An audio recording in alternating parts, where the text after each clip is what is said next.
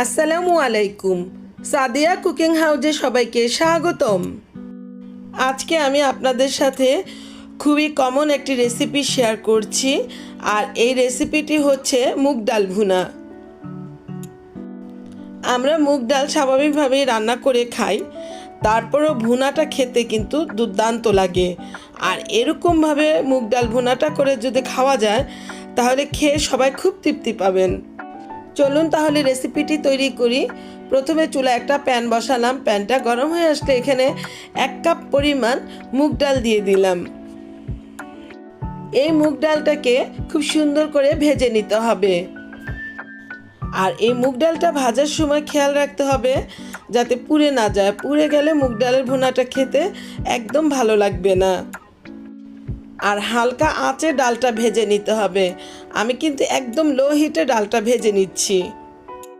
যখনই দেখবেন ডালটা থেকে খুব সুন্দর একটা সুগন্ধি বের হয়ে আসছে, তখনই বুঝবেন যে আপনার ডালটা ভাজা হয়ে গিয়েছে। আমার কিন্তু ডালটা ভাজা হয়ে গেল। এবার এটাকে একটা মিক্সিং বোলে নিয়ে নিচ্ছি। তারপর এগুলোকে পানি দিয়ে খুব সুন্দরভাবে ধুয়ে নিতে হবে। এই ডালটাকে খুব সুন্দরভাবে পানি পাল্টে আমি ধুয়ে নিচ্ছি। তো ডালটা খুব সুন্দর করে ধোয়া হয়ে গেল আমার। এই তো ডালটাকে এক পাশে রেখে বাকি কাজটা করে নিচ্ছি। চুলায় আরেকটা প্যান বসালাম। প্যানের মধ্যে আধা কাপ পরিমাণ তেল দিয়ে দিলাম। তেলটা গরম হয়ে আসলে এখানে দিয়ে দিচ্ছি 3টি এলাচ, 2 টুকরো দারচিনি, 3টা লবঙ্গ এবং 2টো তেজপাতা। এগুলোকে কয়েক সেকেন্ডের মতো ভেজে নিচ্ছি। এরকমভাবে গরম মশলা ভেজে নিলে খুব সুন্দর একটা স্মেল বের হয়। তারপর দিয়ে দিচ্ছি এখানে 1 কাপ পরিমাণ পেঁয়াজের কুচি। পেঁয়াজের কুচিটা দেওয়ার পর এগুলোকে নেড়ে চেড়ে দিচ্ছি এবং পেঁয়াজটা সফট হয়ে আসা পর্যন্ত অপেক্ষা করছি। পেঁয়াজের কুচিটা সফট হয়ে এসছে। এবার এখানে দিয়ে দিলাম 1 চা চামচ পরিমাণ আদা বাটা, হাফ চা চামচ পরিমাণ রসুন বাটা, দিয়ে দিচ্ছি স্বাদ মতো লবণ। এবার এগুলোকে খুব সুন্দরভাবে তেলের সাথে কষিয়ে নিচ্ছি। আদা রসুনটা কষানো হয়ে গেলে দিয়ে দিচ্ছি এখানে 1 চা চামচ পরিমাণ ধনিয়া গুঁড়ো। আরও দিয়ে দিচ্ছি 1 চা চামচ পরিমাণ ভাজা জিরে গুঁড়ো।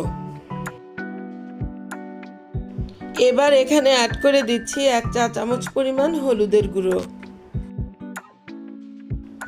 তারপর এখানে আরও দিয়ে দিচ্ছি 1 চা চামচ পরিমাণ লাল মরিচের গুঁড়ো। এবার সবগুলো মশলা খুব সুন্দরভাবে তেলের সাথে কষিয়ে নিচ্ছি। চুলার আঁচটা মাঝারি থেকে নিচুতে এনে মশলাটা কষিয়ে নিচ্ছি। মশলাটাকে খুব ভালোভাবে কষিয়ে সামান্য পরিমাণ পানি দিয়ে দিলাম আরও সুন্দরভাবে কষানোর জন্য। এই তো আমার মশলাটা কষানো হয়ে গেল। এবার এখানে দিয়ে দিচ্ছি ডালটা। সবগুলো ডাল প্যানের মধ্যে দিয়ে দিলাম। এবার ডালগুলোকে খুব সুন্দরভাবে মশলার সাথে নেড়েচেড়ে মিশিয়ে দিতে হবে। ডালটাকেও বেশ ভালোভাবে নেড়েচেড়ে মশলার সাথে কষিয়ে নিচ্ছি। ডালটা খুব ভালোভাবে কষিয়ে নিলাম মশলার সাথে। এরপর দিয়ে দিলাম সামান্য পরিমাণ পানি আর একটু কষানোর জন্য। পানিটা দেওয়ার পর এগুলোকে নেড়ে চেড়ে দিচ্ছি। তারপর চুলার আঁচটা মাঝারি থেকে নিচুতে এনে এই ডালগুলোকে 5 মিনিট ঢাকনা দিয়ে ঢেকে রেখে দিব। 5 মিনিট পর ফিরে আসলাম। ঢাকনা খুলে এবার ডালগুলোকে নেড়ে চেড়ে দিচ্ছি। ডালটা কিন্তু খুব সুন্দরভাবে কষানো হয়ে গিয়েছে। ডালটা বেশ ভালোভাবে কষিয়ে নেওয়ার পর দিয়ে দিচ্ছি 1 কাপেরও একটু বেশি পানি। এটাকে এবার ভালো করে সিদ্ধ করে নিচ্ছি। পানিটা দেওয়ার পর এগুলোকে নেড়ে চেড়ে দিচ্ছি। এবার ডালটাকে ঢেকে দিচ্ছি 5 মিনিটের জন্য এবং বলক আসার জন্য অপেক্ষা করছি। 5 মিনিট পর ফিরে আসলাম। এই যে ডালটা বেশ ভালোভাবে বলক চলে আসছে। ঢাকনা খুলে এবার এগুলোকে নেড়ে চেড়ে দিচ্ছি। এবার চুলার আঁচটা কমিয়ে দিয়ে ডালটা সিদ্ধ হওয়ার জন্য আবার 5 মিনিটের মতো ঢাকনা দিয়ে ঢেকে রেখে দিব। 5 মিনিট পর ফিরে আসলাম। ডালের মধ্যকার পানি কিন্তু অনেকটাই শুকিয়ে গিয়েছে। ডালগুলোকে বেশ ভালোভাবে নেড়ে চেড়ে দিচ্ছি। এই যে ভিউয়ার্স, দেখুন আমার ডালটা কিন্তু সিদ্ধ হয়ে গিয়েছে। এবার ডালটাকে ঢাকনা দিয়ে একটা চুলা আঁচ কমিয়ে রেখে দিচ্ছি। অন্য পাশে আরেকটা ফ্রাই প্যান বসালাম।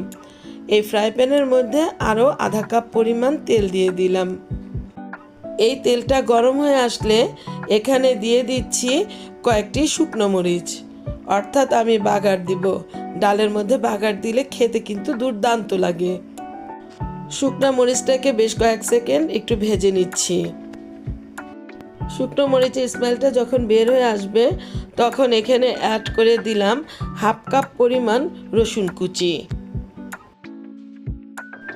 রসুন কুচিটা দেওয়ার পর এখানে দিয়ে দিব আরও হাফ কাপ পরিমাণ পেঁয়াজের কুচি।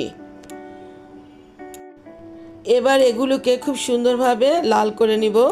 একদম পুরো লাল না, একটু বাদামি কালার হয়ে আসলেই চুলা থেকে নামিয়ে নিচ্ছি। এই তো আমার রসুন কুচি আর পেঁয়াজ কুচিটা বাদামি বর্ণের হয়ে আসছে। এবার চুলা থেকে নামিয়ে নিচ্ছি। তারপর ডালের প্যানের ঢাকনা খুলে এগুলোকে একটু নেড়ে চেড়ে দিয়ে রসুন কুচি আর পেঁয়াজের কুচিটা দিয়ে দিলাম। খুব সুন্দর একটা স্মেল বের হয়েছে। আসলে যে কোনো ডাল রান্না করতে গেলে এরকমভাবে যদি ফোড়ন না দেওয়া হয় তাহলে কিন্তু খেতে ভালো লাগে না। যে কোনো ডালে ফোড়ন দিলেই ডাল খেতে মজা লাগে। এই তো আমার রান্নাটা কিন্তু প্রায় হয়ে গিয়েছে। তো এখানে দিয়ে দিলাম কয়েকটি কাঁচামরিচ। আরও দিয়ে দিলাম এখানে হাফ চা চামচ পরিমাণ ভাজা জিরে গুঁড়ো।